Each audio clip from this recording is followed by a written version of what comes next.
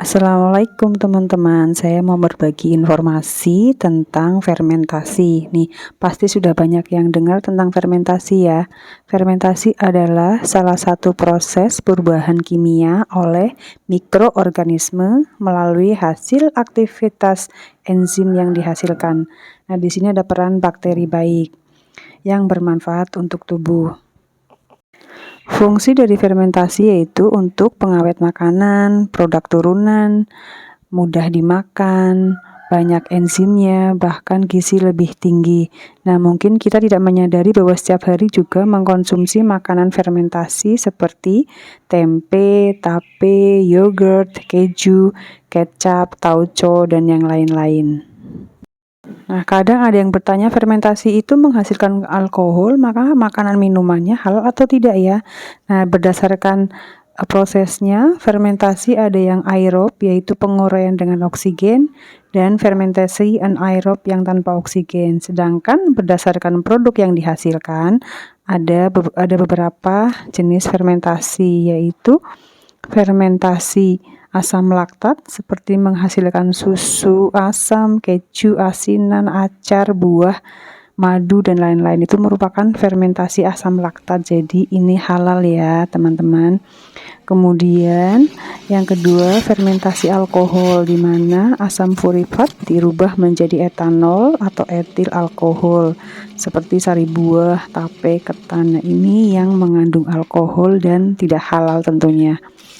Kemudian ada fermentasi asam asetat, yaitu kelanjutan dari fermentasi alkohol ya. Jadi dua jenis fermentasi ini tidak halal ya. Kemudian yang bisa kita lakukan adalah fermentasi asam laktat.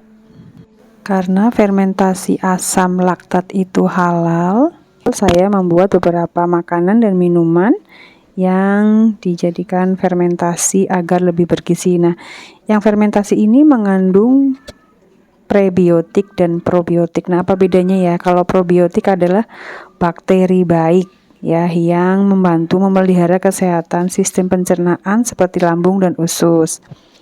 Sedangkan untuk prebiotik adalah penyedia makanan untuk bakteri-bakteri baik tersebut sehingga bakteri baik bertumbuh dan berkembang dalam usus. Jadi ada bakteri baik, ada makanan untuk bakteri baik.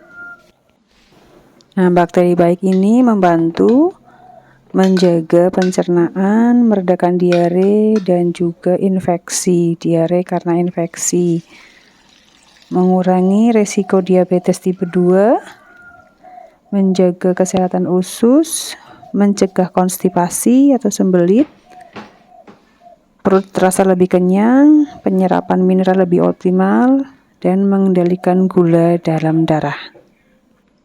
Nah, dalam fermentasi itu juga ada starternya atau pembangkit fermentasi, yaitu ada yang menggunakan ragi atau juga yang spontan. Nah, syarat fermentasi itu biasanya ada air, gula, karbo atau mikroorganisme, pH atau keasaman, suhu, oksigen, dan air.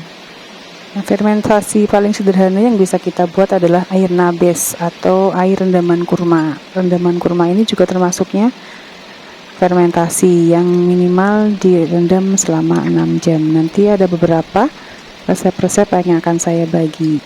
Ayo budayakan makanan dan minuman sehat secara fermentasi.